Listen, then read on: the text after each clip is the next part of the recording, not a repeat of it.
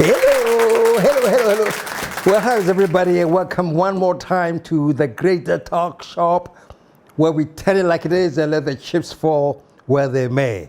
And as we say all the time, folks, truth crashed to earth shall rise again. And let's not forget this special promise that we gave out to the gendarmes, that please hold your horses, because we are now ready and prepared to crush the gendarme with the truth. And trust me, it's not only on my show, all over. To say, Nipa ya aware, so we are aware from whoever is doing it, we shall crush it. And wherever it's coming from, we shall crush it.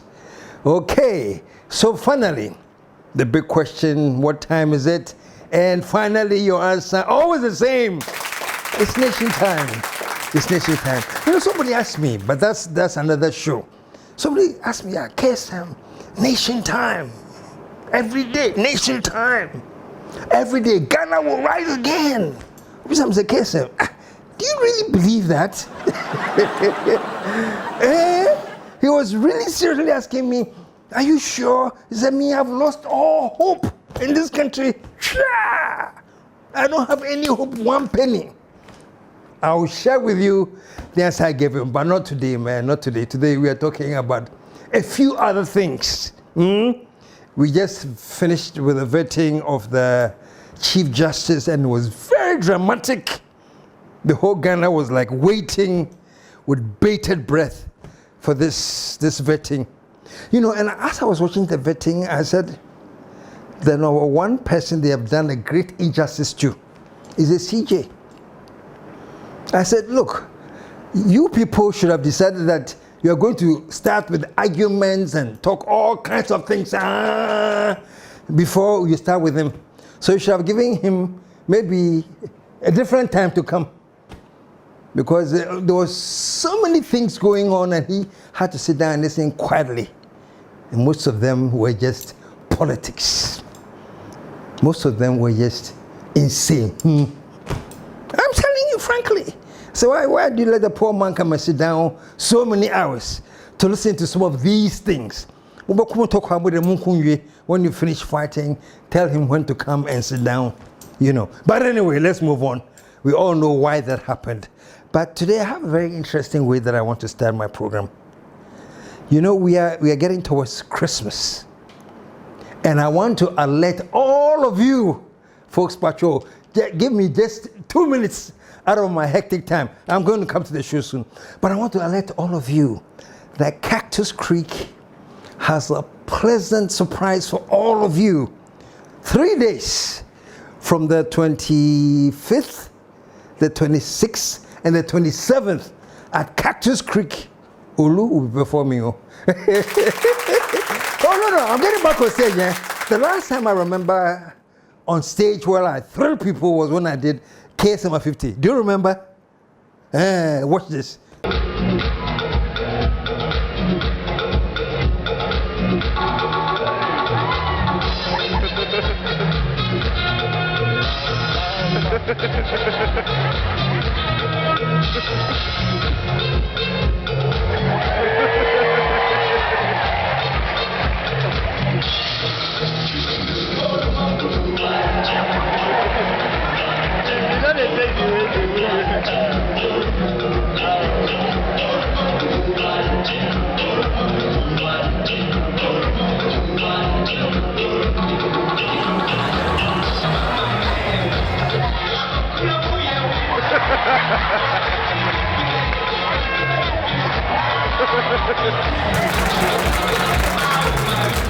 Oh my goodness, that was 90 years ago. Like joke. That was 90 years ago. Now, very soon, on the 5th of December, I'm turning 69. But you know, when you reach 60, you never say your age. When they ask you, how old are you? You say, oh, I am going to be, this is as if you are in a rush. So I'll be 69 on December 5th.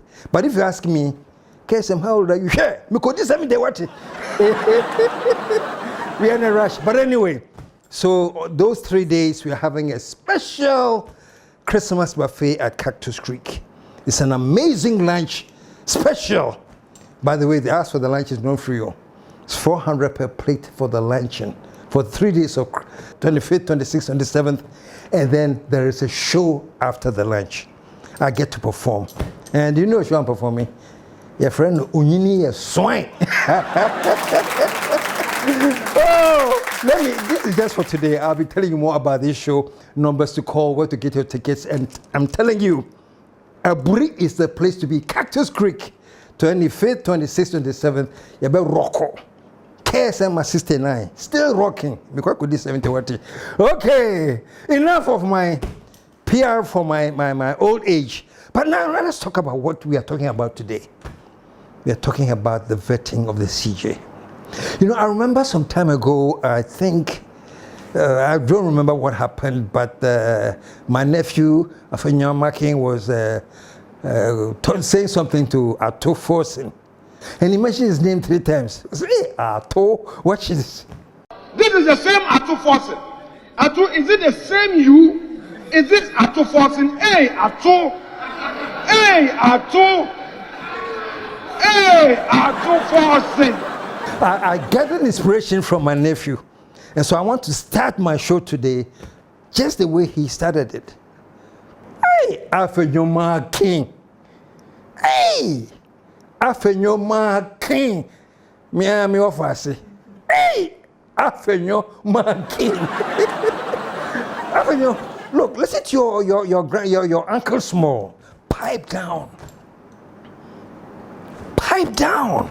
Honestly. I've been giving you this advice all the time on air. Pipe down. I didn't wish it. MPP Moji Deng. Relax. Look, let me say something. Frankly, you know, the NDC has taken over, and so far, so good.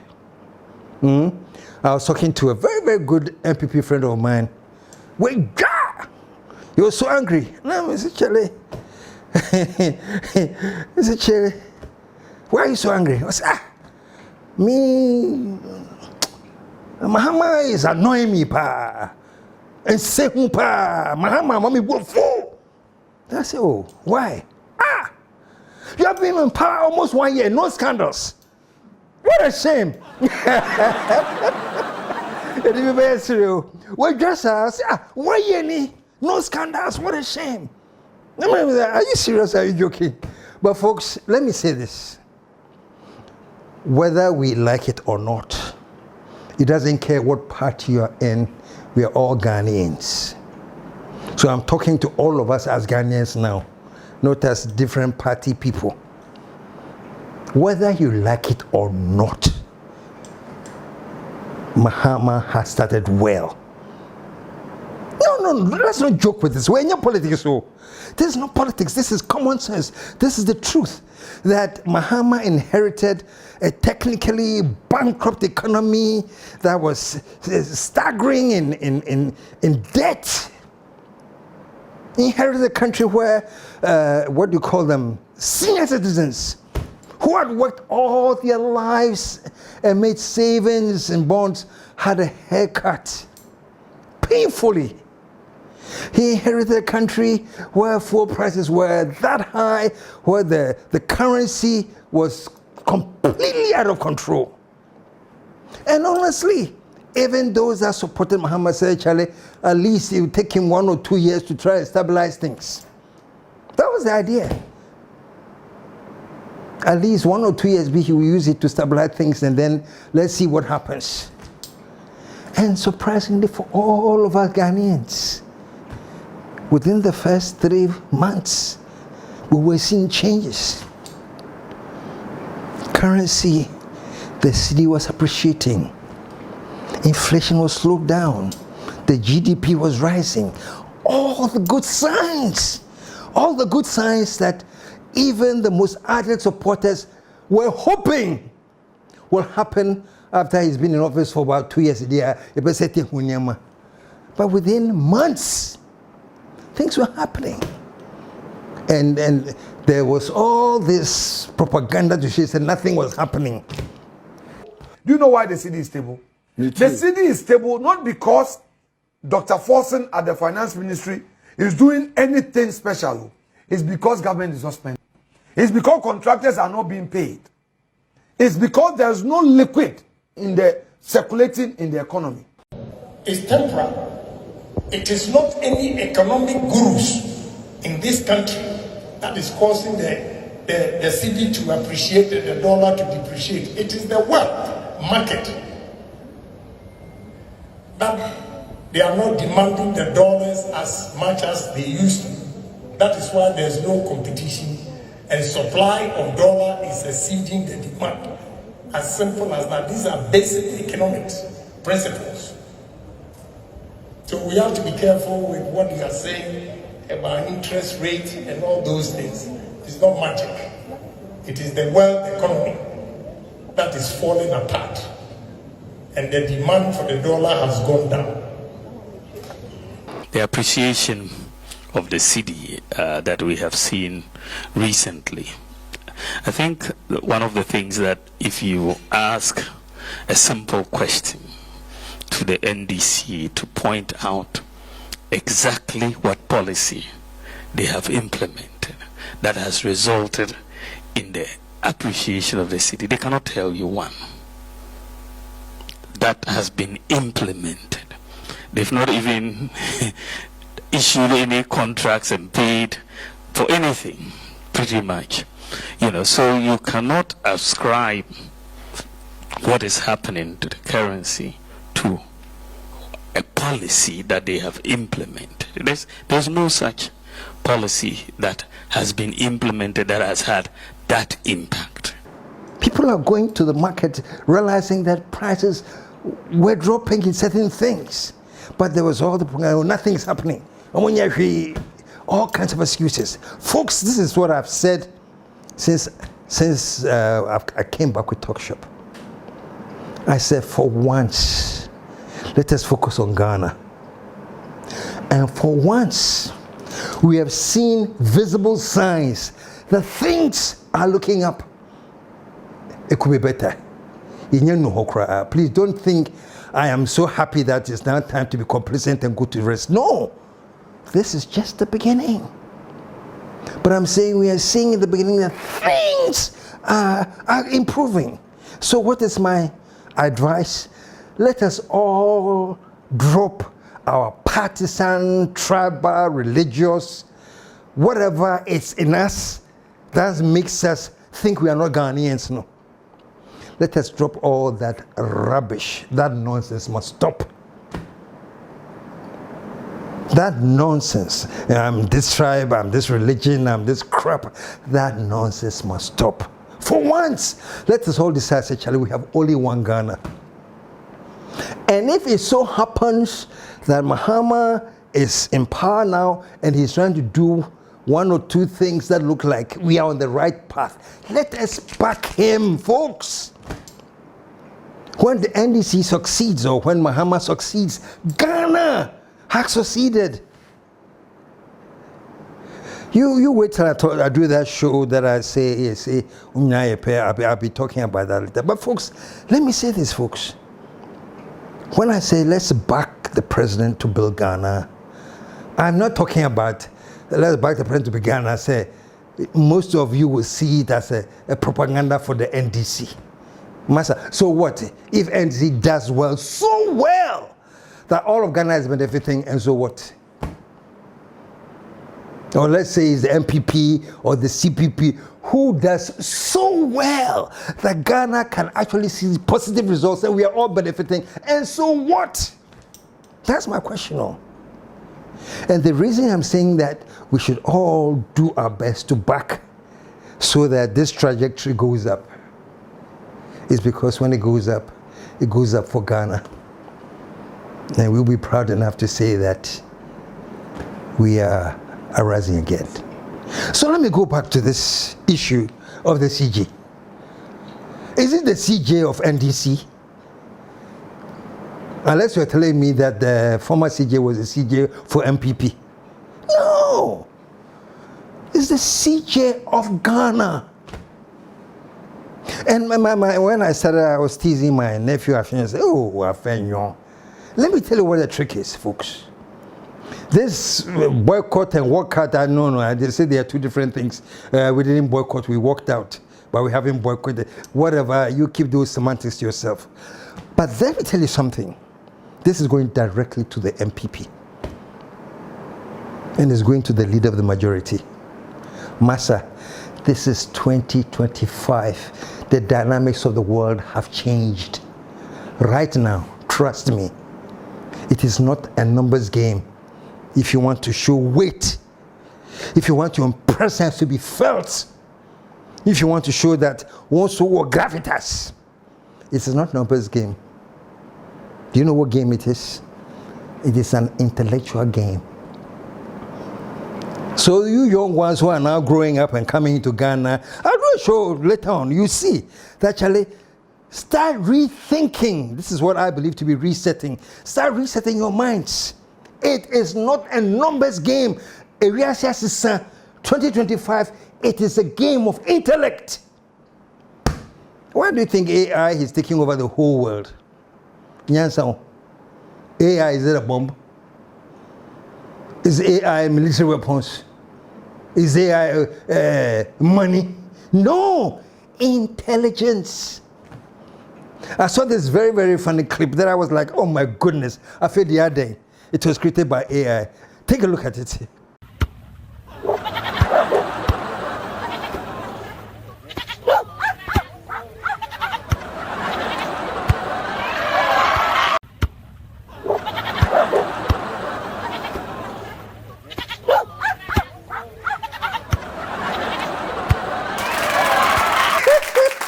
See how silly? How do you have a goat and dogs and playing volleyball? AI. And this is just a little fraction of what it can do. That is the direction of the world now. Somebody sits down and creates.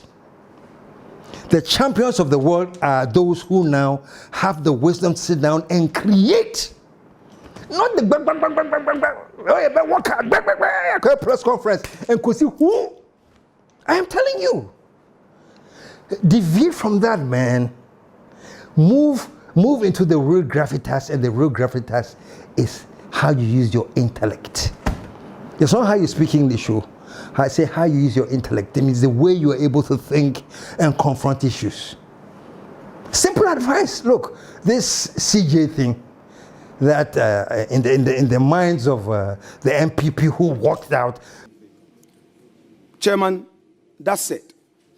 We would yield to you to proceed whilst we exit this committee room with our views well documented for the records, and on the floor we shall proceed with a debate further stating our position and take a vote against the nominee as required by the rules of the plenary. Thank you very much indeed. Yeah. Thank you very much. They have shown that they are macho. Yenche, we boycotted it. It's not macho. It's not macho. It's cowardice. Completely. Let me tell you what could have happened. Massa, and I'm talking to my nephew now. Afenyo. Let's tell you what could have happened. Stay in there. Let the CJ come and sit down and poke him with intelligent questions. That's what you do. Let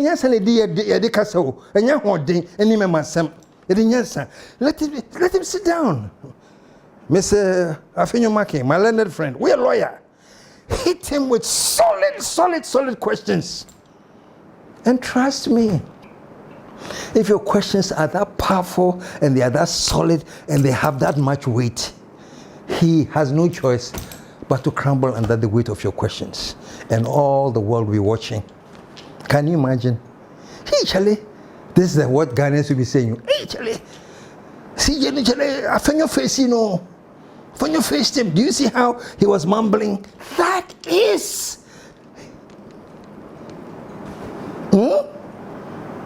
Face him. Look, all of you and people who walked out following Afenyo, and I say some man be gray hair just like mine. Mr. Penyo Tutu.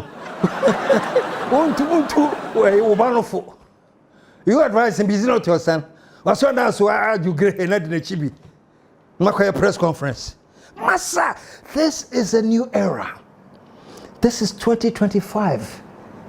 It is not bronze. It is brains. So, Afenyo hit the CJ with questions. You talk your truth plain. Well, I'm not in favor of this thing because of what happened, blah, blah, blah. But let me ask you this. Hit him with questions. And everybody who was on that panel from the MPP hit him with questions. And there are two things that can happen. He can answer the question very intelligently and rise above all your anger and everything and answer the questions very, very intelligently. Or he can fumble under the questions. Either way, it is a great chance for a new beginning. If he humbles under the questions, then the talk will be going at that. I'm not saying cry. It didn't seem like he was ready, blah, blah, blah. That alone weakens him. And if he goes above the questions, and by the way, I think Ayariga asked him some interesting questions, the questions that it was in Afenyo's heart that he was talking. Ayariga also asked him, said, well, these were some of the questions they were raising. Thank you very much. Let me also congratulate the nominee, Acting Chief Justice, for his nomination to occupy the position substantively. I'm sure you sat through and you listened to the engagements between myself and the minority side. I had no intention of preventing anyone from freely expressing themselves. I just wanted them to do so in accordance with our rules so that there can be sanity in the way that we conduct business. I think the gravamen of their case, which I would have preferred that they sat here and actually, because I know you are very capable of providing them with a response, is that they question whether it is proper for you to be taken through the vetting process because there are a number of suits pending challenging the removal of the previous Chief Justice. They're asking what the implications for stability in the judiciary will be, assuming that those challenging the propriety of the removal of the previous Chief Justice succeed in their claim. What will be the nature of the enforcement of the reliefs that they are seeking, and etc. So basically, the question is, do you think that it is proper for us to go through this process whilst these suits are pending? Thank you, Honorable Chair. I think yes, it is proper. That is the first basic answer. It is very proper. It is a constitutional duty that Parliament is performing. And as at now, there is no order from any court of competent jurisdiction stopping you from performing your constitutional duty. The President has nominated somebody for Parliament to vet the person for the appointment to the position of a Chief Justice, vetting of the nominee is a constitutional duty imposed by you by the Constitution. It's a duty imposed on you by the Constitution. So if you have to perform it, nothing, and I think absolutely nothing, stops you from performing your constitutional duty. I'm a lawyer, but from where I sit, the answers were superb and spot on. You can tell that the answers came from a thinking legal brain. Man, and I don't see politics in him, I just see truth in him. He knew started rising from the courts, sat under Jerry Rawlings, sat under Atta Mills, was raised to the status of a Supreme Court justice under Kufuor. I've been a justice of the Supreme Court since 11th of June 2008. So 17 years plus I've been a Supreme Court judge. Before the 11th of June, for 2 years I was a Justice of the Court of Appeal. Before then, I was 6 years as a High Court judge and 7 years as a Circuit Court judge. If you look at my CV and if you follow the trajectory of my career, I was actually I actually was made a Circuit Court judge by Chairman Rawlings.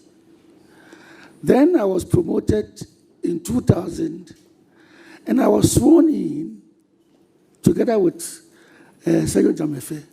I was sworn in by the then Vice President, President Mills. Then I was elevated to the Court of Appeal by President Kufuor. Then to the Supreme Court by President Kufuor. So if, that was 2008. So if 17 years later, another president deems it fit to eliminate me to the position of a Chief Justice, I think I cut across all political boundaries. I don't think that, I think I'll be a reason for people to say that, oh, this man is deserving of the position. Because from Rawlings, Mills, Kufuor, and then Mahama, I think I deserve the position, that's why. This is a non-partisan man. This is a man who has dedicated his service to the truth and the nation. And I was very, very happy when they asked him that people are saying that, oh, Mahama is nominating you as the CG because when there was the election petition, you didn't vote against him. And I love the answer. Was it really? If that is the reason Mahama picked me there, then he himself, he doesn't know me. You have a very rich CV. But let me touch on a matter that is out there. What would you say to those who suggest that your nomination by the president was a reward for your holding in his favor in the 2013 election petition? It's some debate out there. Well, I don't know. I don't know where to start from. I actually do not know. I wouldn't know what goes on in the president's mind since I'm not there. But I actually would be disappointed if my only qualification for the Chief Justice nomination is because I voted for the president in 2013. But I mean, that is on a lighter note. But I think I qualify for the position. As I said, I have been a Supreme Court judge for the past 17 years. I would not be presumptuous to say I am the best qualified person in the Supreme Court. No, I would say that. But I've been at the Supreme Court for the past 17 years. The person who has served nearest to me has been there for 10 years. Meaning I was at the Supreme Court in 2008. The next person came there in 2015. The others are from 2019 and then 2020. So I think I qualify for the position. So, Mr. Bafo-Bonny, our new Chief Justice, let me use the occasion to say, Wabatrase, welcome. And then we move on. Whether you're an MPP or whatever, so what? Doesn't the nation move on? Or the nation will not move on because the Chief Justice that was there just before him happened to listen to Mr. Afenyo Markin and do whatever Mr. Afenyo Markin wants. That's not how we run Ghana. And I think one of the most unfortunate things was that whatever the actions that happened, it was so unfortunate that the Chief Justice was called Osunomame. For those of you who don't speak pure, Osunomame simply means the matriarch of the elephant. And the elephant is the symbol of the MPP. So it means Justice Tokunu has become a matriarch for the MPP. This is dangerous for any country, for any Chief Justice to be allied with any party, and yet it is bad. So if it is true that she was aligned, it is bad. If it's not true, it's a shame. Because the perception, you are all politicians, perception can be as powerful as the truth. So let me use perception. The perception was that she was the matriarch for the MPP. It is not good. Okay, a petition has come. Everything that happened was constitutional. Everything. She's no longer in office. And so why can't we move on as a nation? Say a new CJ has come. Let's move on as a nation. Why can't we? And by the way, let me say, I was very, very happy when I read some posts from Patrick Boama, MPP guy, who was sort of congratulating the CJ and sort of wishing him well. He's MPP. He has moved on. He sees the bigger picture. Yenko, even though he's a member of the MPP, I'm sure, strictly, that in some ways he will differ with Afenyo's approach. So Afenyo, me, all I'm saying is this. Please understand that we are in an era where we're using brain and not bronze. And Afenyo, so you're MPP, I'm sure you are close to or you have access to Mr. Kufuor. I want you to sit down one of these days with His Excellency Kufuor, who to date is probably the most successful MPP president to date. Mr. Afenyo Markin, I'd like you to sit down with him and ask him one thing. Ask him, KSM says that I should ask you, that you say your private principle in life is based on, quote, she stoops to conquer. Patro, ask her for what it means. She stoops to conquer. I'll tell him, there's one time that in my youthful exuberance, I was just this is an inch away from entering politics. Mr. Politics, I really wanted to one day become a life story, not today. But Mr. Kufuor was my friend, so we want to sit down, and I was advising him, I want to come into politics, so senior, what should I do? He talked, but the thing I walked away with, two things I walked away with. The first thing he said, she stoops to conquer. So me, I won't say anything anymore here. I'll just tell my nephew, when you see Mr. Kufuor, ask him, what is she to conquer? I won't say anything again. But I'm saying, This is what the current crop of MPP should learn to understand. That you can have an objective and really aim at that objective, but the modus operandi of arriving at that objective needs thinking, needs calculation, needs strategy, and it needs you stooping to conquer. Mr. Afenyo Markin and all the MPP people that worked up with you, are you really expecting that maybe, I don't know, is it the ECOWAS court or all the places he's found his injunctions to restore her as CJ? Are you thinking that maybe that will happen? And that one day we'll be listening to the news and we are told that, well, the ECOWAS court has ruled that Togono should be CJ, so Boafo should step aside. Do you see that happening? Why can't we move on? Why can't we move on? One country, one nation, one destiny. Let us build this nation. That's why I was saying, Charlie, you should have stayed and asked questions. And when you ask the questions and the answers, then publicly say that, okay, I like the question you've done there, you have answered. Let us all work together as Ghanaians and let's move on. And you see the difference that will make in this country. So me there, I sit here today, no matter what, I will always affirm that I believe in Ghana.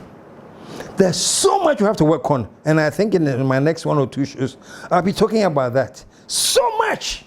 But then so what? Then you don't have to work on. Everything we have to work on. But we haven't even started with the vim and energy for us to concentrate on the things that we must build. We haven't even started. And they say, no, me, I can't accept that. Me, who are fine. But so long as I'm alive, and so long as I have a young, healthy producer who jam us some. I told you about that producer. He spoke, Missy Richard, Marita, he was talking about things that he was small. They say you were doing TALKSHOP and you were doing this. So no, I'm telling you folks today, oh yeah, it's okay, fine. He said we should put the same format online and try and build again because we can't give up. And that's why I'm here. So when you see me saying thank you, he says thank you to Richard.